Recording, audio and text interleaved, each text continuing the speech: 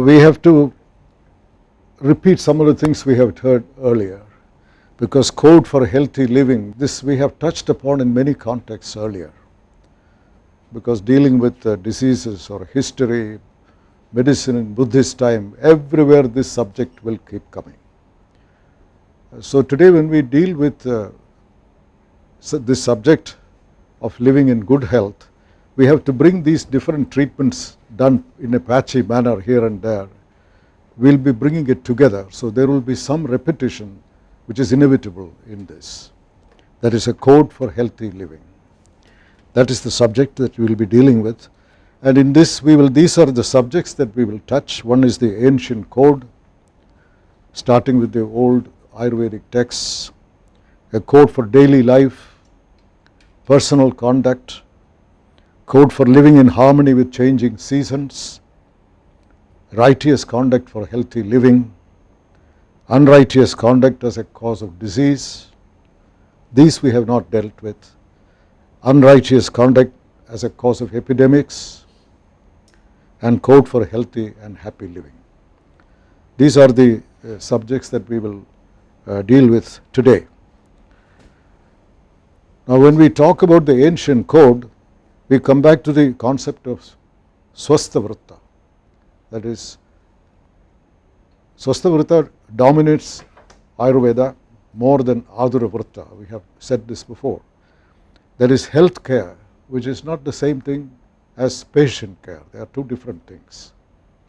Health care is essentially about the prevention of disease, how to stay away from trouble, whereas patient care is how to get out of trouble. When you are already in trouble and you have to get out of it, which is much more difficult than health care, much more expensive. So health care got the dominant position in Ayurveda, and superiority of prevention over cure was well recognized. And for protection of health, a code of conduct was prescribed in Ayurvedic texts, which covered not only daily life but personal conduct and practically every aspect of life, whether it is personal, whether it is professional, whether it is social, spiritual. There is nothing that it did not touch. And it was hailed not only by the physicians, by ordinary people, by the kings. They all respected this. And the code for daily life, this is the most elaborate detail, dinacharya. In some way or the other, all over India you will find some influence this has exerted. This old concept on waking up, for example, Brahma Muhurta, that is 3 hours before sunrise. That is Brahma Muhurta, when a good person wanting to live a healthy life should try to get up.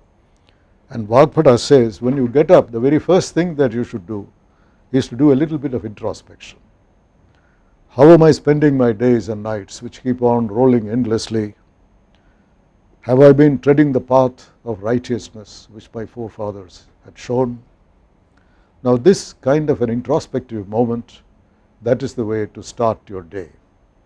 And if a person has this introspective habit, then he is likely to have a healthy and happy life.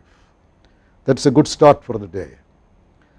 And also it will show how we have deviated from this righteous path, so that we have a chance to correct it. Next is the teeth and oral hygiene, cleaning of the teeth, how the crushed twigs, see the twigs are also mentioned. They all have a bitter, astringent, pungent taste. They are crushed at one end, they were used as a toothbrush with detailed instruction. You should not hurt your gum. To that extent, the details are given. And the tongue should be scraped. For the kings, a silver or gold can be used for as a tongue scraper. For ordinary people, it will be from a plant. All these are mentioned in very great detail. And face care, rinsed with a decoction of fig tree juice, and collyrium use was encouraged for protecting the eye. And betel chewing, not the pan chewing of today, but this has an astringent taste, so that the sliminess in the mouth goes away, so that was encouraged. Camphor, cloves, they all do the same thing, essentially an astringent effect. And head massage with medicated oil softens the scalp, strengthens and blackens the hair, etc. Ear should be cleansed with oil. Oil massage of the body and bath eliminates fatigue, the positive effects of treating bone and joint disorders. Oils are used, massage indications, all these are given in very great detail. And physical activity, exercise of the whole body, highly beneficial, and whether it is adequate is determined by having sweat. If you are doing whole body exercise, if your body is sweating, that means you have done enough physical exercise. Excess physical activity was not encouraged. Massage, dry massage is also recommended, not as effective as oil massage. It gives a glow to the skin. Adornments, Ayurveda, as we have seen repeatedly, recommends enjoyment of life. It is not just meeting your biological needs, it is much more than that. So wearing ornaments, garlands, paste to be applied, fragrant paste like sandal paste, these were all encouraged in Ayurveda. Sporting flowers, jewelry, worship of gods, guests, Brahmins, long life, prosperity and a place for heaven, these are assured by these habits, but there is no mention of any rituals, going to temples, these are not mentioned. In other words, many of these are adherents to prevailing customs. That is the way when you read it, later on also you will see the attitude to tradition, which we will see in one of these later on. If there is a long-standing tradition and you don't find any merit in it, instead of condemning that, carrying on a campaign against it, Ayurveda's point is, as long as it is not doing any harm to anybody, doesn't create a nuisance to anybody, there is no reason for you to mount a campaign. You should even subscribe to it. That's the impression you get when many of these, like I'll give that example, Charaka for example, his text is the foundational text of Ayurveda. He says this very specifically, attitude to tradition.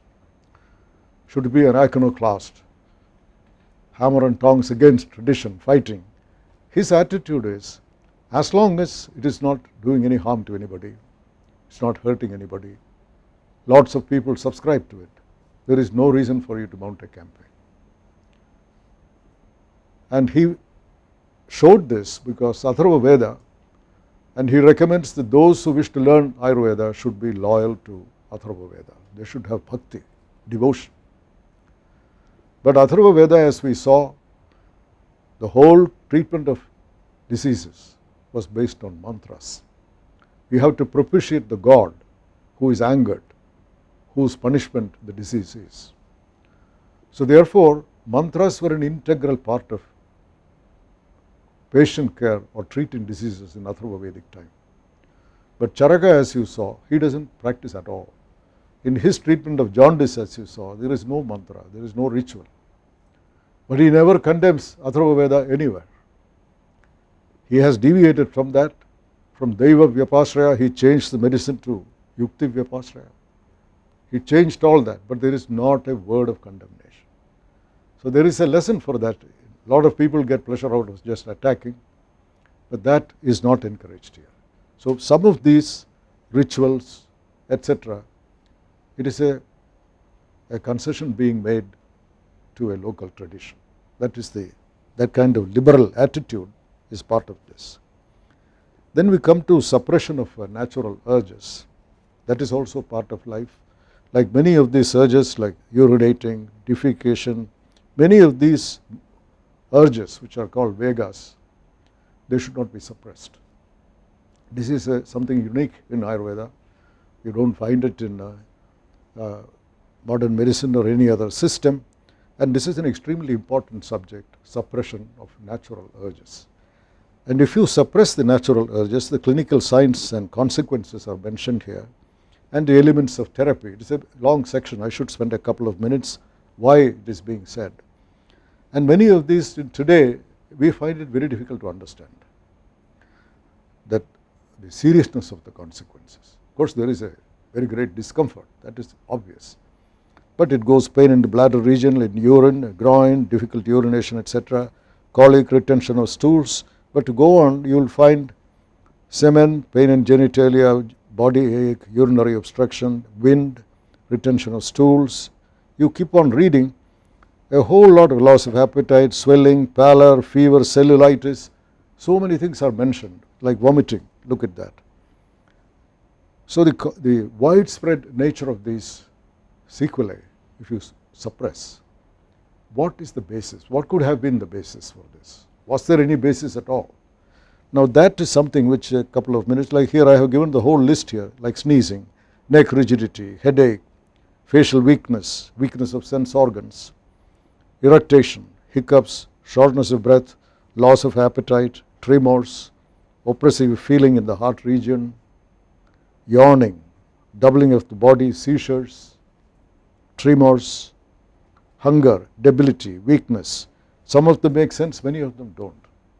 Now what is the reason which could have been? And the whole thing I have given here: thirst, tears, sleep, rapid breathing, following activity.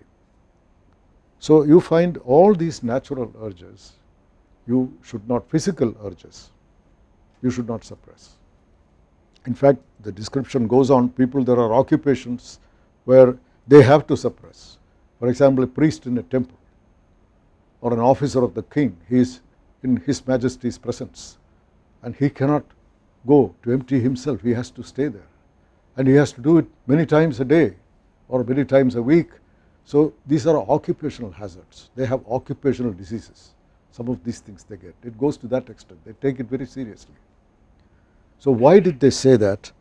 And the importance of not resisting the natural urges arose, this is my own understanding, from the Ayurvedic concept of equilibrium between the interior and exterior of the body. Because we have, in the last 2 or 3 lectures, we have talked about samya, and samya is the equivalent of well-being or good health. So that samya consists of many samyas. Samyas of the dhatu, samyas of the agni, samya of the dosha, so they should all be in equilibrium. And one of them is samya, the body and the outside. If that is broken, that is as good as ill health. That is mentioned. Now this, to maintain that, that is where this suppression of natural urges becomes important. The urges to eliminate or fill, most of these urges are either to eliminate or to fill, one or the other, ingress or egress. And these are body's signals to maintain that equilibrium. Eliminating example is urine, drinking water is the ingress. And urges of the mind, which in the same listing, they say that is a very different category altogether. They need to be suppressed because the mind has a way of going after so many things. There control is necessary, whereas physical urges is entirely different. Now if you look at this, I have given a diagram here. If you can imagine that central circle, those 4 signals that you see there, the plus points, imagine they are physico-chemical quantities, unnamed. There are so many in the body. Now that has to be maintained, that is the equilibrium, that 4. Now you suppose that becomes less, that 4 is equivalence of health, and if that becomes 2, then you have to bring it in. So that is what you see on the right hand side, that 2, there is ingress, suppose the water, that physico-chemical quantity is water, that normal quantity is 4 plus, and that has dropped to 2, then you will find it has to be taken, water has to be taken to bring it back to 4. On the other hand, on the left hand side, suppose it has become excess, instead of 4 you have 6, then you have got to eliminate 2 there. So therefore, to maintain that physico-chemical equilibrium of the body, it is necessary to have this provision for ingress or egress. This is the only way you can explain the widespread consequences, the listing that is given, and why the physical urges should not be suppressed. Now personal conduct, there is a long list. you will see that nothing is exempted. Scrupulous attention to the quantity and quality of food, care of the feet, regular haircuts and paring of nails every 15 days. It goes to such great, wearing a cloak, turban, use of an umbrella, carrying a stick to ward off dogs, snakes, etc., walking and physical activity, personal furniture, bed, chairs should be comfortable, fans made of hair desirable, exposure to gentle wind is wholesome. So it goes like that. Continues, many noble guidelines about using pleasant language, how to talk to people, how to talk to strangers, not to speak ill of people, showing no disrespect to gods or forefathers, avoiding depraved individuals, adherence to truthfulness under all circumstances. There are several recommendations, however, it goes on like this, but then you find many recommendations are conspicuous by great concern for protectiveness or conformity. That also you find. I have given some example. Moving out at night, public baths, places of sacrifice, rituals, you should not go to those places. Poorly leveled earth, crossing roads, all those should be avoided. One should desist from speaking with individuals who are disloyal to the king. One should not climb trees, walk on uneven land, immerse in swollen rivers or unfamiliar lakes. One should avoid deserted houses, cremation ground, isolated places, beasts, snakes. And when it comes to Sushruta, that was redacted later than Charaka, it becomes even more. You look at these, facing and exposing oneself to wind or sun, sitting on small wooden stool, sitting next to fire after meals, sleeping, walking, sitting, lying down in a carriage, lying in prone position, eating in a cracked vessel, drinking water with cupped hands, drinking milk from which fat had been removed. There are many others. Now this, it is difficult to understand many of these, rationale for these, but it gives you an impression, an unduly cautious, unduly protective type of life. There is no love of any adventure. Sometimes a little bit of violation is necessary. Otherwise, the Ayurveda is not in conformity with the life, the attitude of Ayurveda to life. Ayurveda is a cheerful attitude. This is unduly protective. What is happening here, Sushruta Samhita, this redaction, it took place at a time when there was a great social transformation going on in India. If you look at Charaka, which was done in the 1st century, for example, initiation of students into medical studies. And there Charaka says, initially they would prefer Brahmins. Kshatriyas are accepted. Vaishyas are accepted. Shudras are accepted with some difficulty. If they are very bright, they could be accepted. But he does accept. But when it comes to Sushruta, the restriction is much more severe. He is totally against. But if at all grudgingly he takes an extraordinarily bright Shudra, he says he should be taken, but that initiation ceremony, no mantra should be chanted. So many places you will find in Sushruta, like snakes being classified on the basis of caste. So society had become much more bound by prejudices. It was a regressive society. That's where all these restrictions, you should not do this, you should not do that. What is the problem? So therefore, it doesn't conform with the earlier traditions when society was much more open, much more confident, and uneven ground. Why shouldn't anybody walk? All you have to be careful. So therefore, there is a certain regressive attitude in many of these which you see here. Sexual activity, every 3rd day, all these details are given here. Forbidden 3 twilights, auspicious days, forbidden with animals, all these things, bestiality, it was there at that time. So therefore, all these are on the whole a liberal type of outline, nothing like the renouncing all these activities, which you find a world renouncing type of philosophy that you don't see in Ayurveda. Now, living in harmony with changing seasons. This is an important subject. Earlier on it was Dinacharya, now we are talking about Ritucharya. And all these texts, Ayurvedic texts, they were written in North India, whether the extremes of weather, very severe heat and very severe cold. So there the adjustment was very, very important, and the code of life had to be modified. The daily life which we saw earlier, there had to be a complete modification to suit the environment.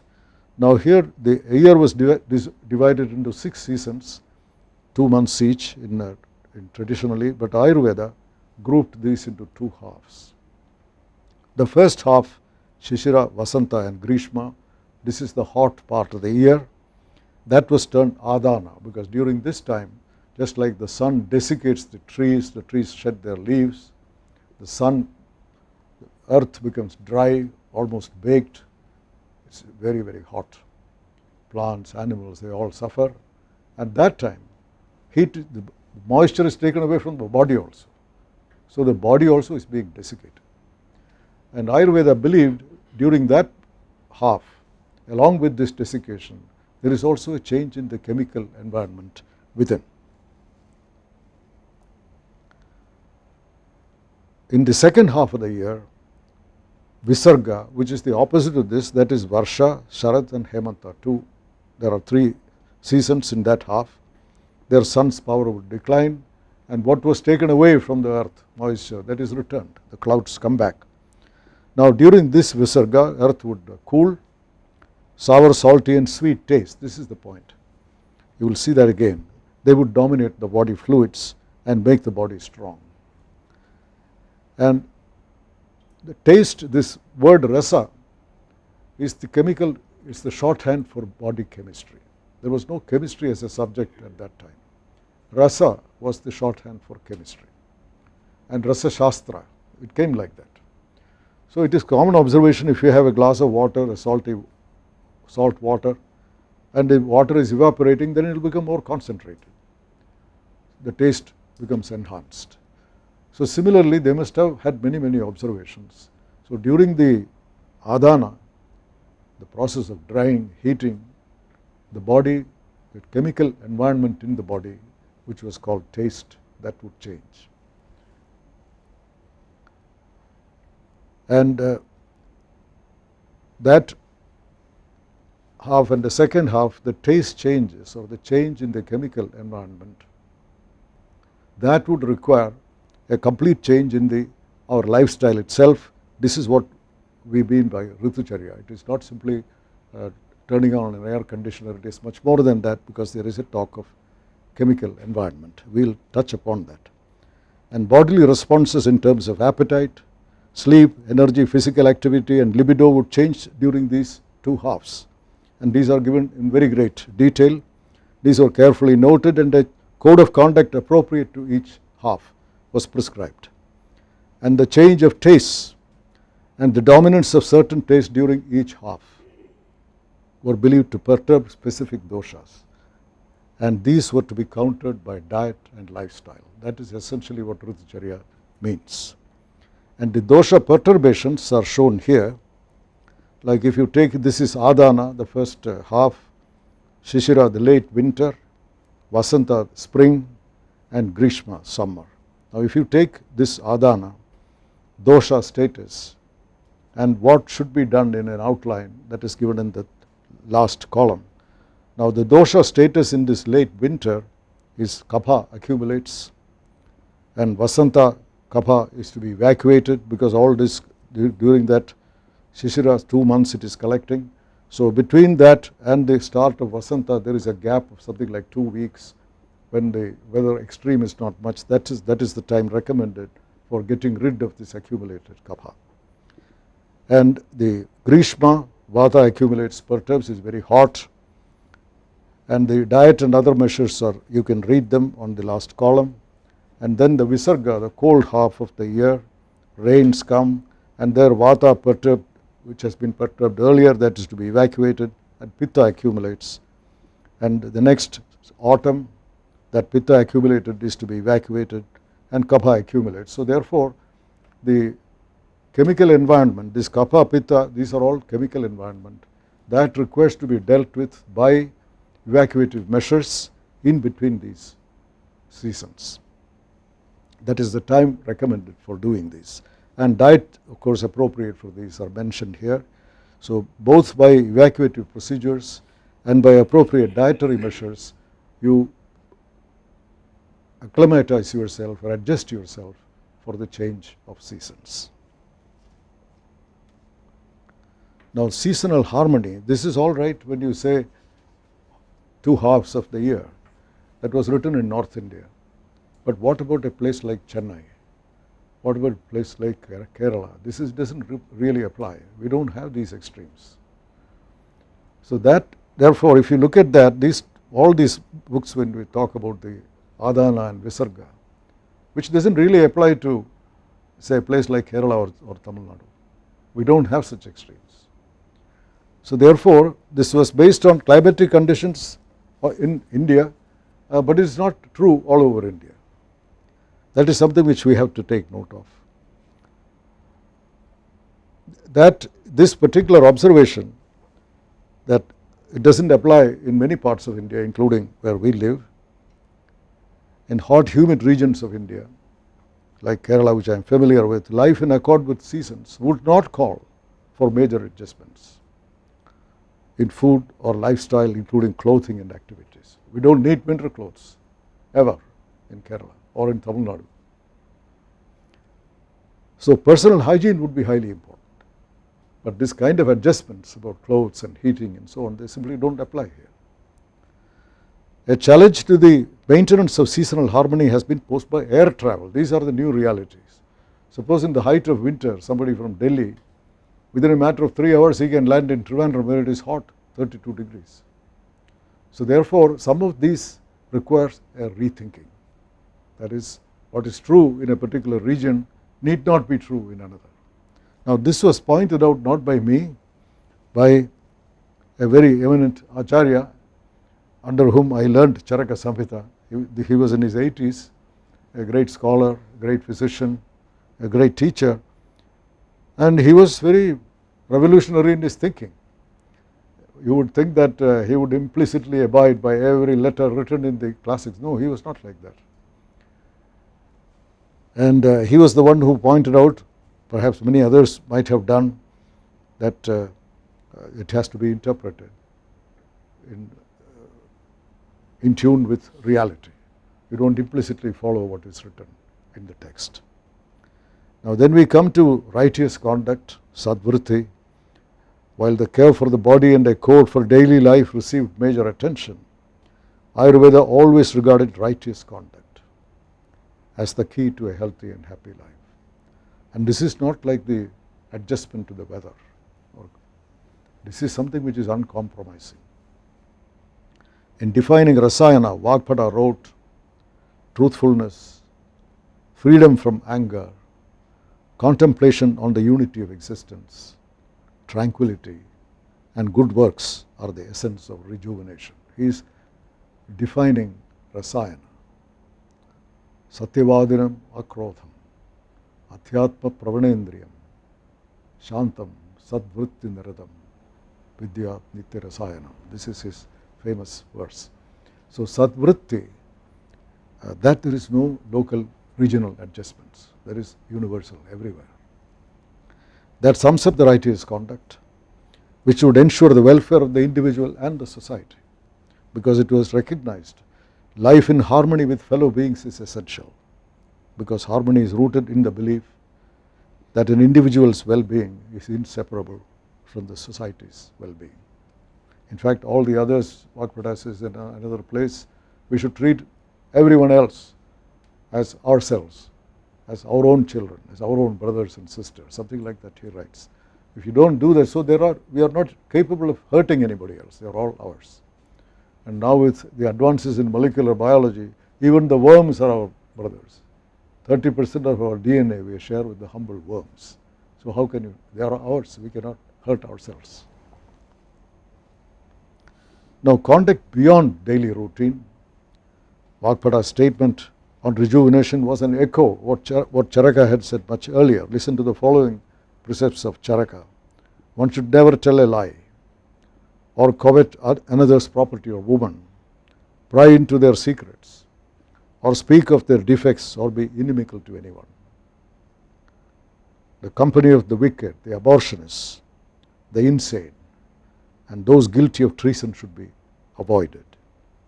Rashness and the company of disgraced, predisposed to harm, so does making friends with boys, the senile, fools and eunuchs.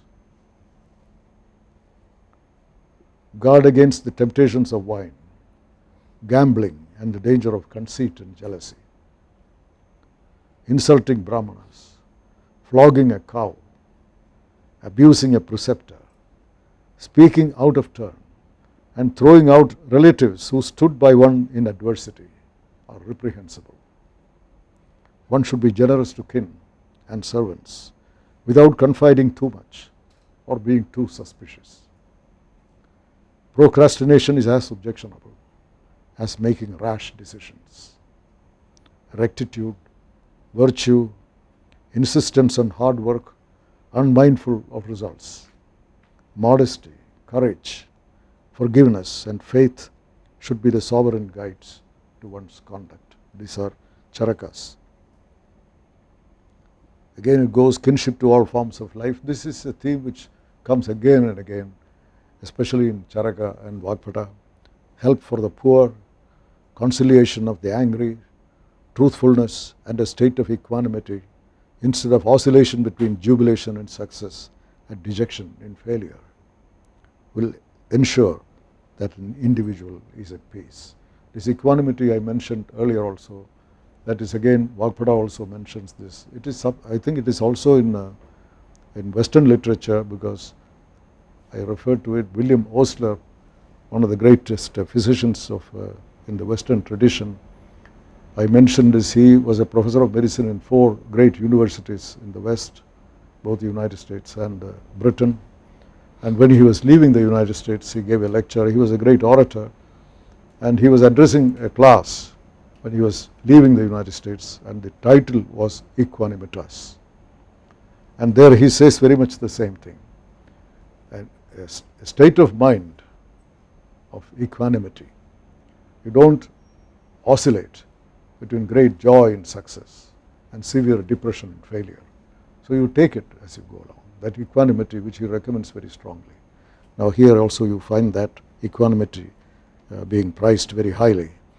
And all said and done, one should concede there may be codes of righteous conduct honored by traditions elsewhere.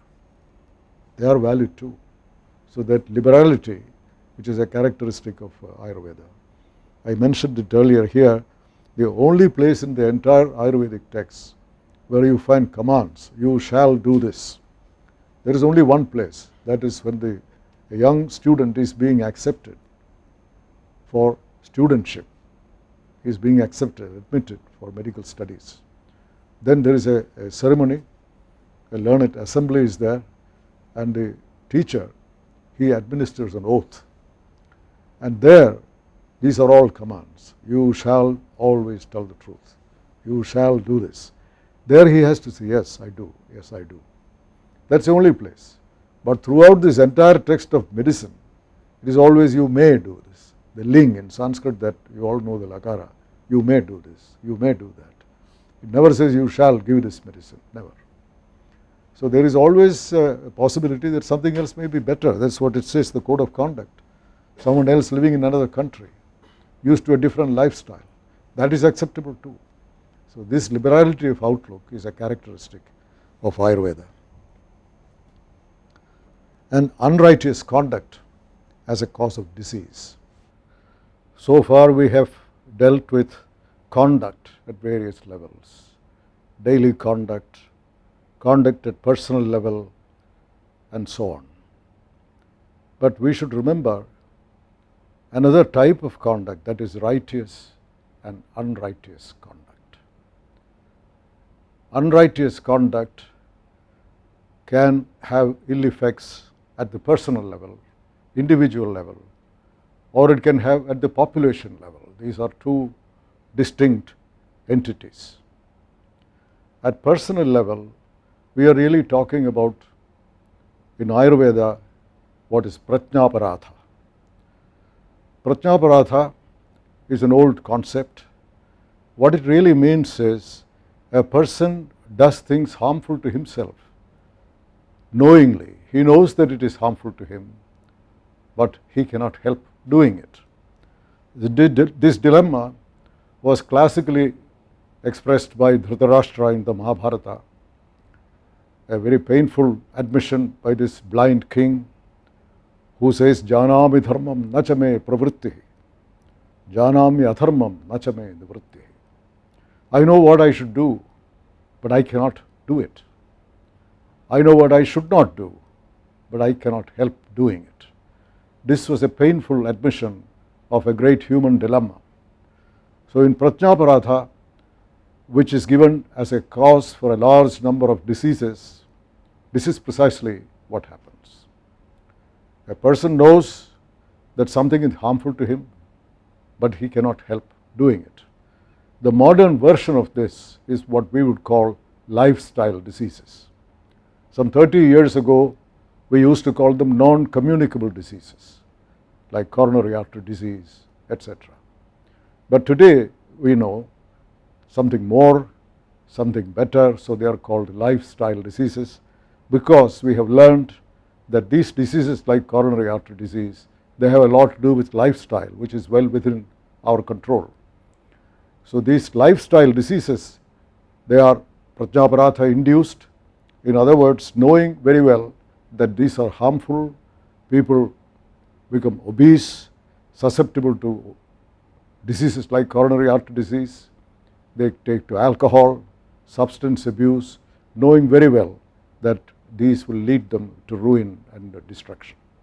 And that whole class of diseases, it is a serious problem affecting many, many individuals. And the remedy here is at the level of the mind. They have got to learn to control their mind. It may be by adoption of virtuous conduct as explained by Ayurvedic masters, or they may take to yoga, or ultimately they may go to de-addiction centers to achieve the same purpose, however inadequately. Now what about conduct, unrighteous conduct affecting large numbers of people? That's a different disaster of a kind, different disaster of a different kind. And I can only give one particular example, which is a vivid demonstration of what happens when unrighteous conduct leads to epidemics and disasters of that kind. And this illustration comes from the 19th century. It relates to pneumatic plague which affected China, Manchuria in China. It was a frightful disaster. 1 million people died in that. How did they die? If you did the autopsy on these patients, they found Yersinia pestis, the dangerous organism which produces plague. That was shown, but was that really the cause? And when you go into it, you find a strange series of happenings. Because in 19th century, Europe was flush with money. Colonial rule brought in a lot of money into Europe, and people loved luxury. And the women in Europe, they wanted shawls, dresses, all made of a particular type of fine wool, which came from a Chinese animal called tarabasam. Now this animal is something like a large rodent with a very soft, nice wool, which was very popular but very expensive. When there was so much money, there was great demand for this wool from China. And traders were busy, they came and offered fancy prices. But these tarabasam, if you wanted to harvest the wool, there were very strict traditional rules in China. Small, young tarabasams, you should not take their wool. Similarly, old, senile animals, you should not touch them. Or animals which looked inactive, which looked sick, you should not take their wool. These were all their traditional restrictions. And they obeyed these restrictions. But when so much money was on offer, these restrictions were forgotten. They started collecting wool indiscriminately.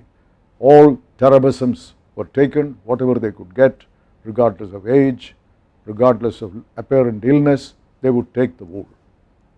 Now, in taking this wool and exporting this to Europe, what happened in China was something nobody expected, because these inactive looking animals, Tarabasum, they were actually carriers of Yersinia pestis.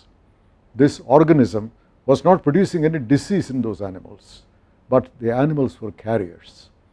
So in indiscriminate handling of these animals, this bacterium was released, because some of these animals died, and this bacterium was released, and it is pneumatic plague, so it spreads through the nose through droplets.